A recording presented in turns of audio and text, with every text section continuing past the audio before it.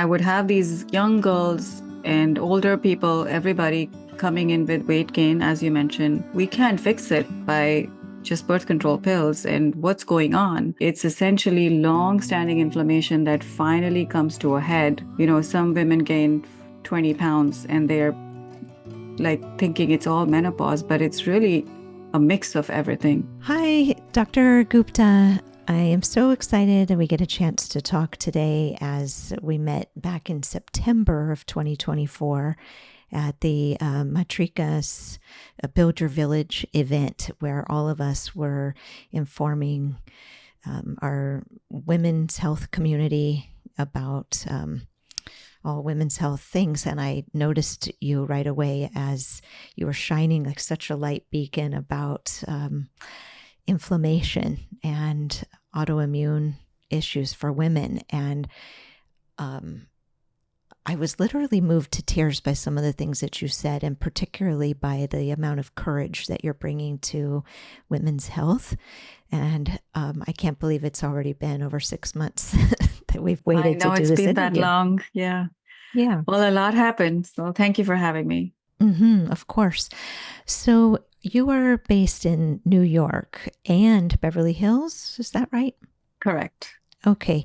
Do you want to give us a little bit of backstory, how you came to be such a staunch proponent of women's health?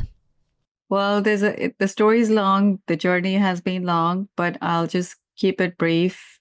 I've been in New York as a OBGYN, like a regular OBGYN, for 20 years. And right after my residency, I realized how bad things are here, even in America, for women's health.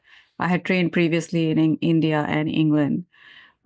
So while doing my own practice, I realized that women need access to care, immediate care. So I opened first ever walk-in centers for women's health in New York, and self-funded completely, 100% bootstrapped. So that was called Walk-in GYN Care. It's still called Walk-in GYN Care. In fact, we're celebrating 10 years. But during that whole time, I also realized that traditional medicine doesn't answer all the questions. So I started studying functional medicine, inflammation, and all those things. So in Beverly Hills, I have a longevity center called Longevity Center Beverly Hills. And in New York, I have a center, also Longevity Center New York. And then I have 6 locations which provide GYN care, which are called walk-in GYN care in New York. Mm-hmm. That's amazing. You are really far-reaching. And when I looked at dradeetigupta.com, your website, because I was trying to do as much research as possible, it's just so clear you are all about education and empowerment, right? Because knowing things about women's bodies is empowering. There's so much that we can do on our own as patients and as holistic providers to help that goes beyond what the seeming limitations are of conventional Western medicine. Absolutely. Absolutely. Even very professional, educated women don't know enough about their own bodies. So that's really my mission, to help women understand themselves. Mm-hmm. So if your overarching umbrella is inflammation and helping to combat that as it shows up as endometriosis, weight gain, autoimmune conditions, what was it that made you choose that as the special focus and where to direct the most energy? Honestly, everything. So I basically started from learning about PCOS, polycystic ovarian syndrome, hormone imbalances. And I would have these young girls and older people, everybody coming in with weight gain, as you mentioned, and, mood changes and everything. And I'm like, we can't fix it by just birth control pills. And what's going on? So that's when I started digging deeper and deeper. And I was literally like so early on in this whole field with anti-aging medicine, with A4M. Now everybody knows about longevity, but this is me trying to go to Dubai, go to Vegas, go to California, various places.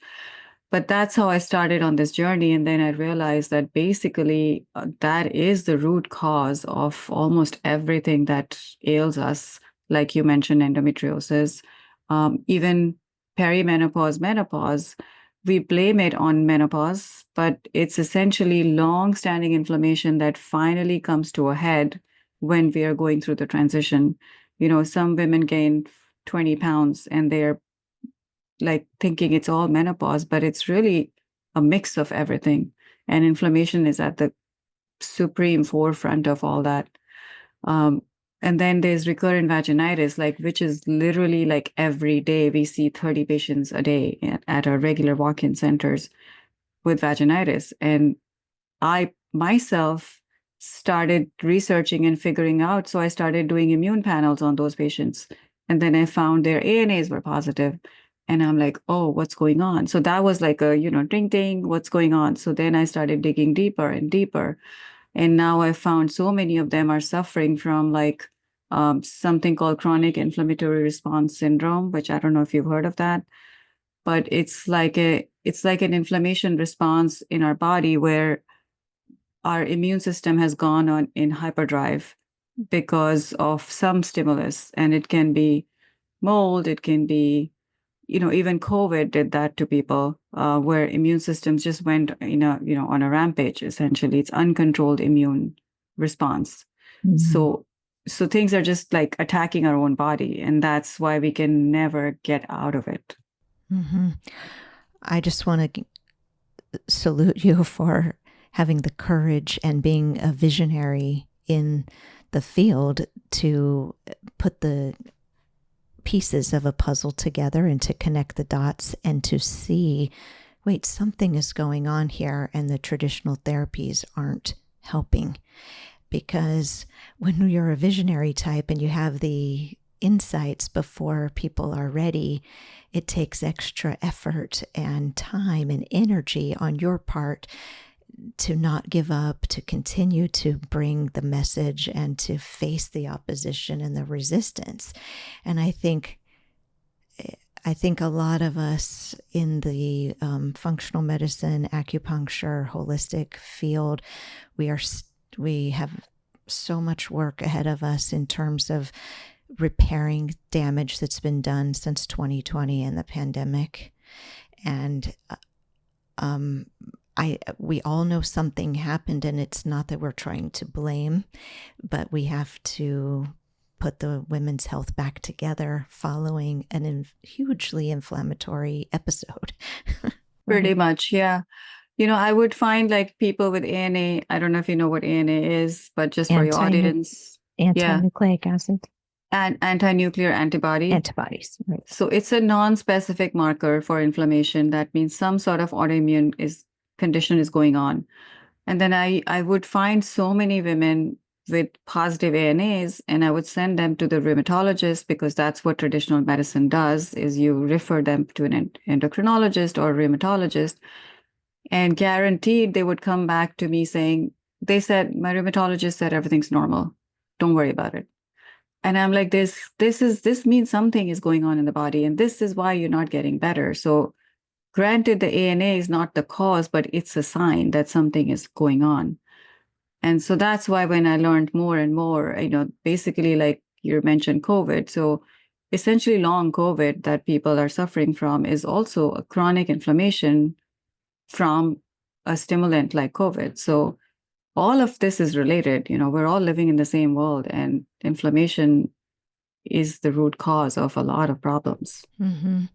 Did you notice that's on the cover of a National Geographic magazine at this point in time? It's we're recording this at the beginning of May 2025, and Nat Geo has a whole issue dedicated to anti-inflammation. So, yeah, I'm Totally missed that, but I did see a headline article today, right before our talk, about alarming increase in cancers, colon cancer, especially from the plastics in and the consumption of plastics in children, and all those phthalates, which are like the BPA family, and then they go and attack the estrogen receptor and behave like estrogen, so there's increased incidence of endometrial cancer, which we are seeing. in our specialty. Breast cancers, all of that is related too. Right. So in your practice, are you seeing many fertility cases, or are they mostly general women's health? No, we're seeing everything. So women come to us first before, they go anywhere else. So yeah, a lot of infertility we're seeing, again, related to hormonal imbalance like PCOS, or even if it's not PCOS, but they're labeled as PCOS and they're treated as such, but they're not. So potentially endometriosis? Potentially endometriosis, potentially just hormone imbalance secondary to like the plastics and other things, or chronic inflammation even. So yeah, they come to us first. And so then you help to optimize them before they begin trying or start an in vitro cycle. Correct. Yeah. So yeah, I mean, we have a basic protocol. We'll, try to evaluate their history and give them the basic and anti-inflammatories like NAC and glutathione, basic stuff. But then if that doesn't work and they have a lot of deeper inflammation stuff going on, then I'll do deeper testing, like hormonal testing and toxin testing and things like that, with the functional medicine approach to optimize their fertility. So if you're comfortable discussing some of what we saw during the pandemic and afterwards, I'd like to touch on that just for a little bit, because it is an inflammatory virus. And I was curious if you could explain how how that inflammation is connected to the reproductive hormones. So there's an indirect correlation. So what happened with COVID, and it happens also with certain other viral infections, sometimes like chronic Lyme, which is not a virus but bacteria, or even chronic Epstein-Barr virus. What it does is our body has two types of immune systems. So one is innate and one is adaptive. Adaptive is the one that immediately helps the body fight pathogens and creates antibodies. Innate is the one that actually is the deeper level immune system, which helps each cell and each tissue kind of talk to the other side of the immune system so that they can prep and create antibodies. So what happened with COVID is that the innate immune system went into overdrive. I mean, that's the easiest way to describe it.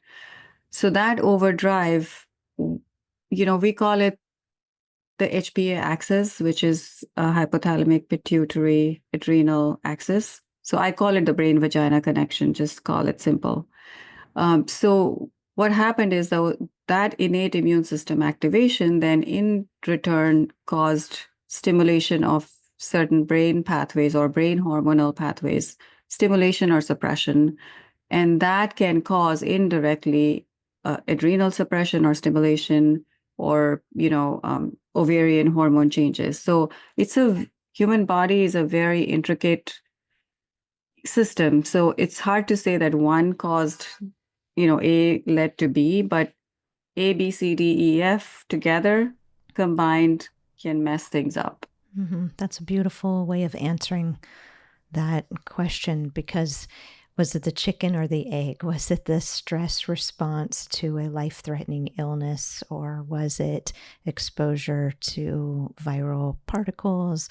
Either way, it was an inflammatory time. Exactly. And I'm curious, now being so many years past the initial outbreak and the treatments that have been around, I know I'm seeing some interesting outcomes here in West LA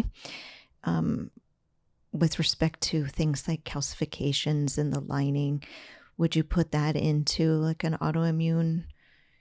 And we're not even linking it to COVID. I'm just saying, hey, I've seen this recently in some of the fertility cases where they can't progress and they have trouble implanting, and their endometrial receptivity tests are showing these calcifications in the lining, and then a hysteroscopy is needed to clear the cavity, and still the outcomes are poor. So have you seen that in any of your patients? Yeah, actually, even in breast. So they are Breast tissue. breast tissue.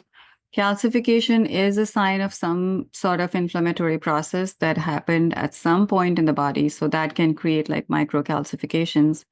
Um, so yeah, actually, you're right. We're seeing that in our, because we do a lot of ultrasounds on site, and we are seeing calcifications even in younger population. And sometimes it can happen from like PID or chronic infection, but some women just don't have any history, but they still show a calcification. So you're right. We don't know where it's coming from, but we're definitely seeing it. Mm-hmm. We don't know if it's because we're scanning more people, so we're seeing it more, because our technology has improved. So who knows? But Mm-hmm. in general, inflammation is everywhere. Mm-hmm. If I could shout from the rooftops and, explain to people that our bodies are literally under fire and we really need to get to the bottom of it, I would, but it's not a simple answer to inflammation. So it's a very systematic and stepwise approach that we need to get to. Right. Because it's not a one size fits all approach to reducing the inflammation, and we can't all just take ibuprofen. Oh my gosh, and create holes in our stomachs. Interesting situation that we find ourselves in as a species, I think.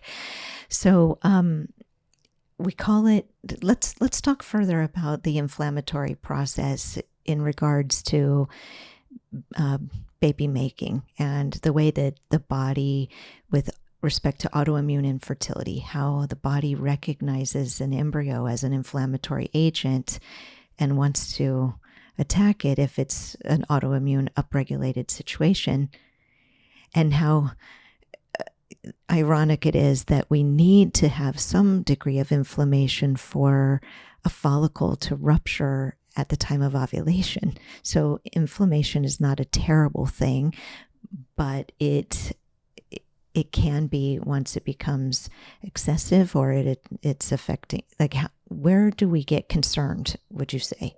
Yes, very good question. So exactly that's the point. So inflammation is the way our body heals. Basically, that's how we get healed from injuries or infections, because our macrophages, the killer cells, or fibroblasts, which are the wound healing cells, heal because they create toxic materials to the pathogen, and then they, uproot the pathogen and sort of create a mini storm. But it's the unregulated inflammation, which is the problem. So, unregulated inflammation is what I was talking about earlier, where the second part of the immune system, which is called the innate immune system, just keeps going on and on and on. It's like an engine that's just stuck in a loop. Um, so, how do we break that cycle? And is the key. And breaking that cycle can be pretty complex. You have to find you have to take a stepwise approach and basically get rid of the inciting agent, like the first or the most strongest agent that could be. Like it could be, say, it's mold coming from humidity, or coming, it could be long COVID. So you got to attack that and pull those toxins out with negative ion. There's a medication for that. But along with that, we really do have to give you very strong anti-inflammatories like NAC, and there are certain peptides also that really help downregulate that response, and very high quality balance oil or phosphatidylcholine. So, and then we have to progress downward through the body to each system. So gastrointestinal system, and then the reproductive system, then heavy metals, like that. So that's when we get to the reproductive system portion of it, that we optimize the hormones, to your point. The body is not going to allow the embryo to settle if the body is already like unhappy and the hormones are just going crazy. So I wouldn't say that once the embryo has planted, the body is rejecting it because of inflammation, because usually once implantation has happened and the progesterone and estrogen are kind of optimized, the chances of miscarriage are much less, as long as a heartbeat is present. But it's usually before conception or like, pre-implantation is when things can get a little messy. Mm-hmm. Well, there's a conversation going on here about intravenous intralipids infusions at the time of an embryo transfer to mitigate the natural killer cell activation process, which is what you're talking about, that body's innate wisdom to prevent a foreign invasion Right. working too well, right? Do you agree with this idea of the intralipids infusion for fertility? And do you do that at your longevity center? Yes, we actually do that. It's intravenous phosphatidyl lipids, phosphatidylcholine. They're very powerful anti-inflammatories.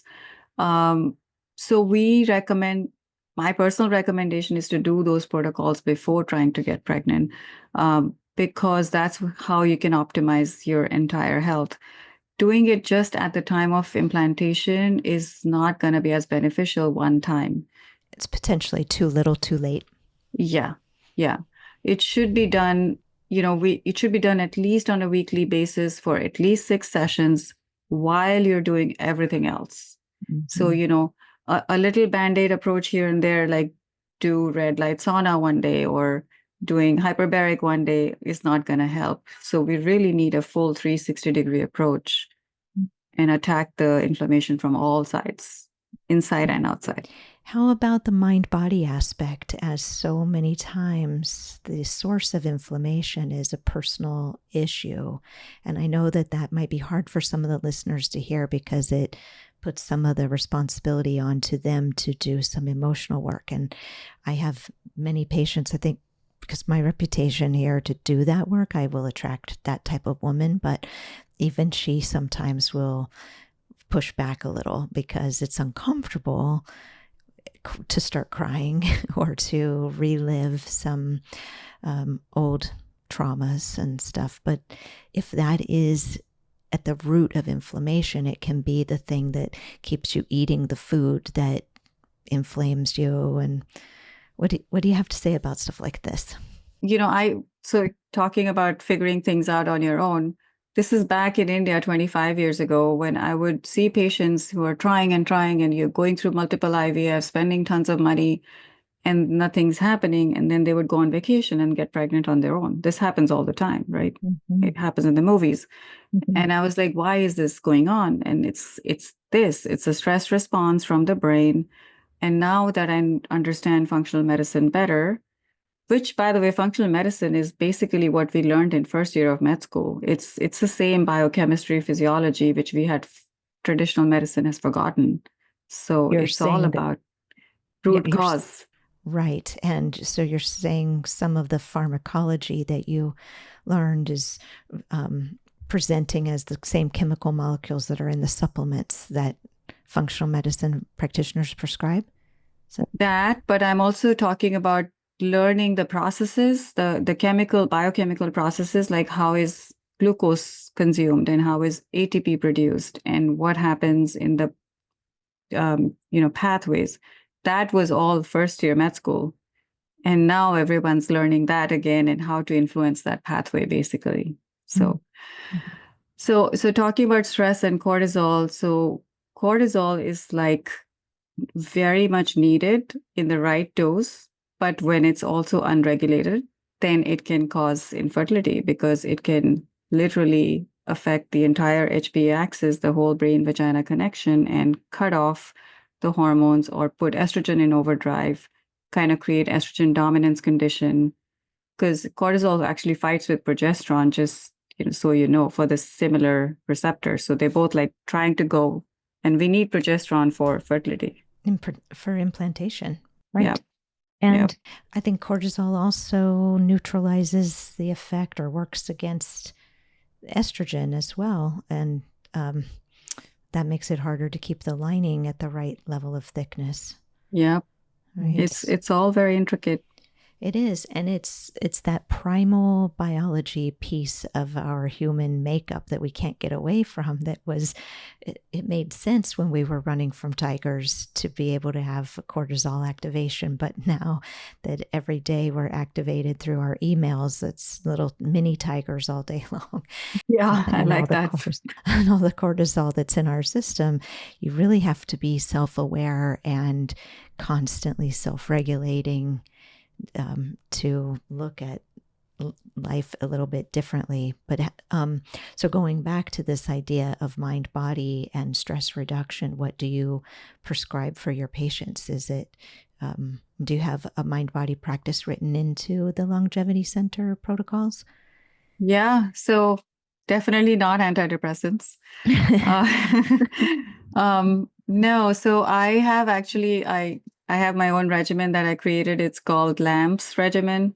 L is for lifestyle, A is for alternative medicine, M is for mental health, P is for physical health, and S is for social health. So I create like homework sort of situation for each piece of this thing. So lifestyle is, creating power of ritual. So getting in the morning at around the same time, because diurnal rhythm is very important. Circadian rhythm is important. You know, building in your exercise, your food regimens, and keeping a clock. So that's the lifestyle piece of it.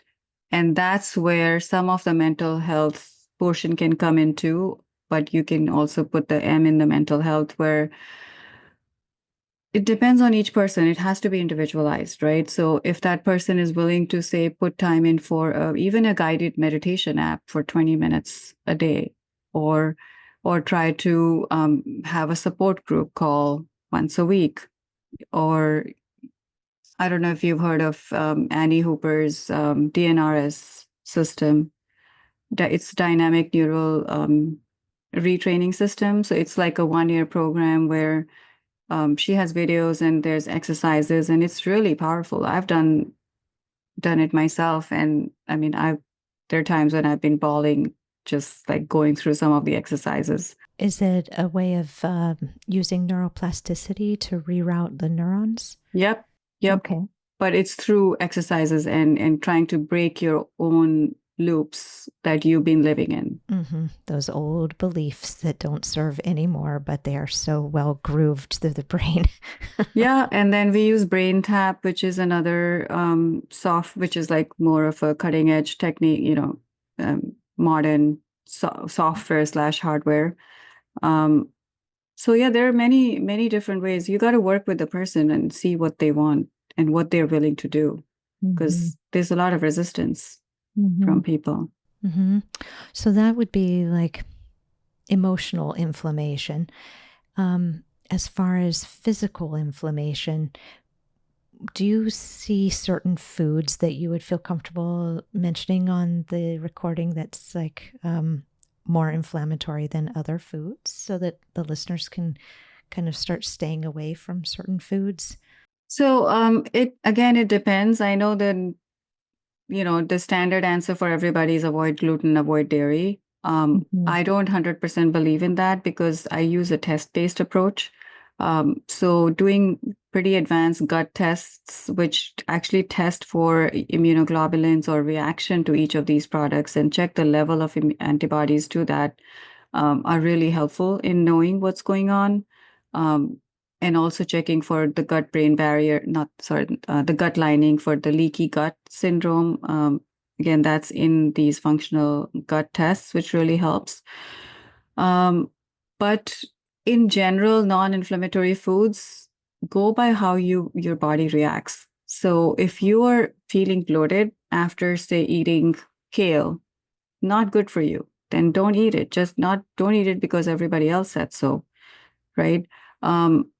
Overall, alkaline foods are good for you, like avocados are great. Avoiding acidic, spicy foods, that's always my rhetoric. I always tell people, it's not going to help you. So try to cut soy dressings and very acidic dressings with vinegar in your food. Instead, just use a tiny bit of lemon, salt, whatever, like something mild. Yeah, everything, you need to figure out what's working well for your body. Mm-hmm. I think sugar would be at the top of the list, and sugar is in everything. Sugar and convenience foods and things that come in a box, I think, are way more harmful than gluten and unpasteurized dairy. I would say look at the packages, and whenever there's more than 3 ingredients on the package, there's something going on. And the ingredients that you can't pronounce. Right. They're not real food. And if it's not something that's real, if it's a chemical, your body's going to have a hard time recognizing and knowing what to do with it. So that means it's going to be seen as a foreign invader, and it will prompt that immune response, right? Yeah. Or that chemical can go and the body can think that it's like a certain type of hormone, just which is what happens with phthalates and BPA. And then it starts to, like, girls go into early puberty because of that. Right. So why don't you tell me something about your idea, Medicine 3.0? I think that's so clever, and I'd like the listeners to be able to learn more. Thank you.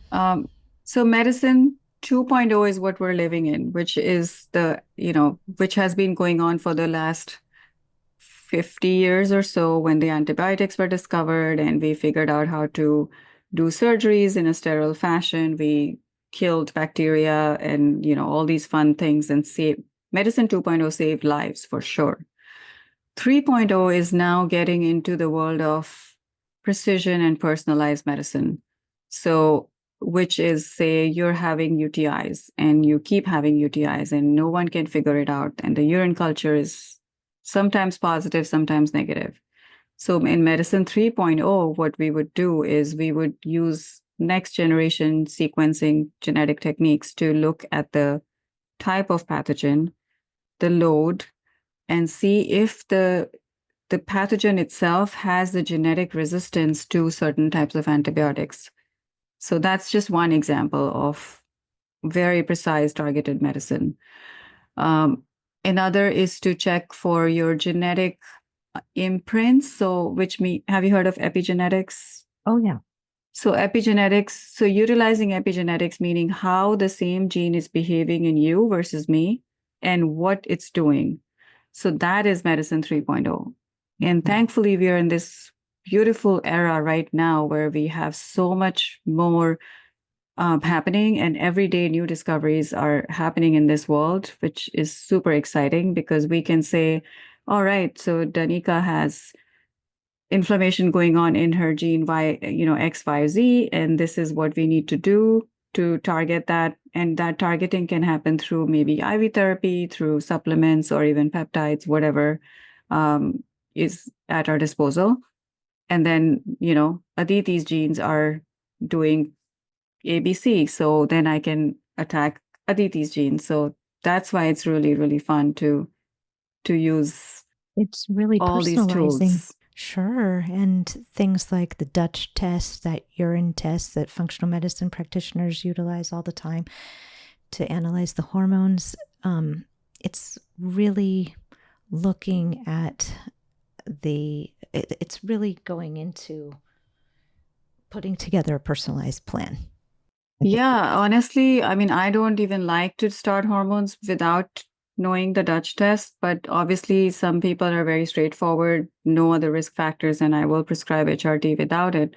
But you'll be amazed to see what happens when we see the Dutch test results, because you can see that, look, this estrogen is not getting metabolized correctly in your body. So if I give you HRT, you do have a risk of fibrocystic breast or breast cancer. So BRCA gene is only one thing. And, that's not checking the risk for breast cancer in everybody. There are people who get breast cancer without BRCA gene positivity. And that's where things like Dutch test, and I have no affiliation at all with the company, but, that's where things like hormone metabolism tests come into play. Valuable. Very. Right. Infertility too, same thing. For baby making, I highly recommend everybody go through a hormone metabolism test while you're working up for endometriosis or PCOS or whatever.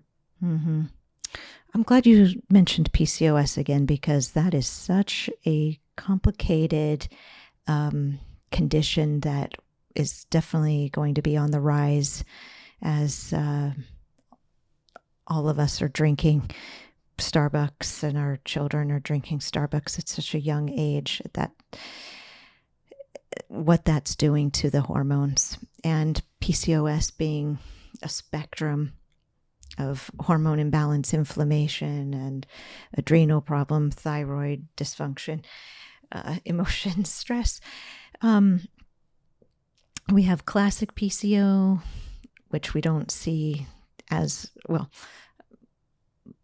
Could you, for my listeners, break it down how to proceed if you suspect the patient has PCO, or if the patient is curious if she might be a PCO case, because it's kind of sneaky.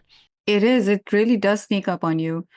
So I really recommend that awareness should start really young, when you're, say, 13, 12, and you start getting heavy periods, or say start getting periods onset first, and then you start skipping periods, and then slowly the weight gain starts to kick in, and the acne, and then some people can go the classic PCOS way, which you just mentioned, which is straightforward, elevated testosterone and acne, and little bit of weight gain in the midriff.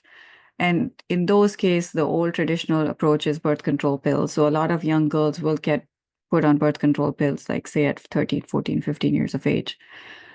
And then there's the non-classic PCOS, which can creep on later on in life as well. But it's mainly slow weight gain or resistant weight gain, where you can't get rid of that weight no matter how much you exercise. And then you get frustrated, you eat more, and it's like a vicious cycle. And there are other things I've seen in that case too, is like low sex drive starts to happen, a little bit of receding hairline or hair fall, and then of course infertility. So that's really, really important for you to know. And the biggest sign, for the audience really should be slow weight gain, tiredness, fatigue, skipping cycles, lighter cycles. Then you need to be aware. And the problem is, you go to a regular GYN, and it happens with us too, because we do follow traditional medicine in the regular centers. We do an ultrasound, we'll do basic blood work, everything comes back normal. And then we say, okay, all's normal. What do you want to do? You can keep an eye on it, or you can do birth control pills. But then that's where the functional approach comes in, and we would do hormone metabolism tests or check for toxin load. And then we find all these problems. Right. And then you start peeling back the layers and approaching from an optimal health perspective, that plan. Right. I do want to caution, because I get a lot of girls, they read about it online, and they read about PCOS, and they say, oh, I started taking DIM, or I'm starting taking chasteberry. And I really caution people to not take hormone influencing supplements without proper testing, because estrogen gets metabolized in 3 different pathways. I mean, in 3 steps in a pathway. So there's phase 1, phase 2, and phase 3. And if you take DIM, so DIM only affects phase 1. So if you're just taking phase 1 support and not supporting phase 2 and phase 3, you're essentially creating sort of a backup of some toxic products, which could be stuck between phase 1 and phase 2. So we have to really get to phase 2 and phase 3, which phase 3 actually happens in your gut, in the poop. So if you're not pooping every day and you're not supporting that part of the biochemical pathway, you can really create problems. So I really caution everybody to be super careful without taking, on taking such supplements without supervision. Mm-hmm. My audience is really intelligent, and I think they would love to hear more what specifically phase 1 is of the estrogen metabolism, phase 2 is when? If phase 3 is when they're having the bowel movement and releasing the toxins, what is phase 1 and 2 specifically? Awesome. Okay, I'm happy to explain that. So phase 1 is called hydroxylation, so that happens in liver. It starts in the liver. So estrogen is produced by the cells, right? Or ingested or whatever. So that hydroxylation happens in the liver. And after the hydroxylation, there is the next step, phase 2, is called sulfuration or glucuration. So if some of you must have heard of glucarate, calcium D-glucarate, it's sold as a supplement as well. Sulforaphane is in broccoli or sprouts and things like that. Cruciferous vegetables. So that sulfation action is an enzymatic reaction that further breaks down the hydroxylated estrogen. So from phase 1, it goes to phase 2, becomes sulfated or glucurated or glucurated, I think. Yeah. And then from phase 2, those glucurated products go down into your poop through the bile duct. So this was happening in the gallbladder, phase 2, between liver and gallbladder. And then they go into the poop. From the poop, if everything is good, things will get, the last phase is glucuration again, and it's going to get out in the poop. Now, say you're constipated and you don't poop, those broken down products get reabsorbed into the bloodstream. And then imagine, so that's what drives estrogen dominance. And it keeps going on and on. In a bad estrogenic cycle, like say if it's not hydroxylating properly or the balance is not correct, the toxic products that are produced can actually cause DNA damage and lead to cancer. And this is well-known science, like it's all documented. There's tons of research on it. It's even in our textbooks, which we studied back in, med school. So that's what the whole thing is. So if you don't empty the garbage truck, it's just going to get backed up. Harbinger of toxins. So some suggestions for helping those women to excrete the estrogen, if they're using DIM or not using DIM, because I know that some women who do in vitro are using a DIM supplement following their egg retrieval to try to push out some of that excess estrogen. Right. So in addition to DIM, then they have to also support phase 2 and phase 3. So for phase 2 support, they should be taking sulforaphane or calcium glucarate to support that. I don't want to name companies, but there are certain companies that do have a combination product for both phase 1 and phase 2 support. And then fiber, extremely, extremely important. As human beings actually need about up to 50 to 60 grams of fiber a day. None of us consume that. But especially when you're trying to conceive or you're in hormone replacement therapy, you should be taking at least 40 grams of fiber a day. It should be a good combination of resistant starch and, oligosaccharides, which are like prebiotics. And then psyllium? Psyllium, yeah. I like to recommend more greens like cellulose, like celery, asparagus, zucchini, green beans. Yeah. I say if you just have one bowl of cooked spinach every day, you're golden. It depends if you can, if you like it, but you can make it in many different ways. Yeah. Well, greens are clearly not popular at convenient coffee houses. I really love talking to you. Are you mostly working in the Beverly Hills Longevity Center right now? Both. I do travel back and forth, so I'm doing both. But I'm really, really trying to help people at the Longevity Center because we did start, we're doing this really amazing lymphatic massage. I don't know if you've heard of it. It's called Flow Presso. No, can you tell me about it? It's so cool. I did it myself, obviously. So it's like it senses your muscle tension and it uses the principles of like temperature, pulsation, and compression. And it's like a whole body spacesuit, and it's just So it's super. just squeezing you at different Yeah, parts. squeezing and pressing gently, and it's really awesome. It's called Flow Presso. You guys can look it up. And Okay, good. Because I know you're all about the lymphatic drainage. I also saw that you are focusing on red light therapy.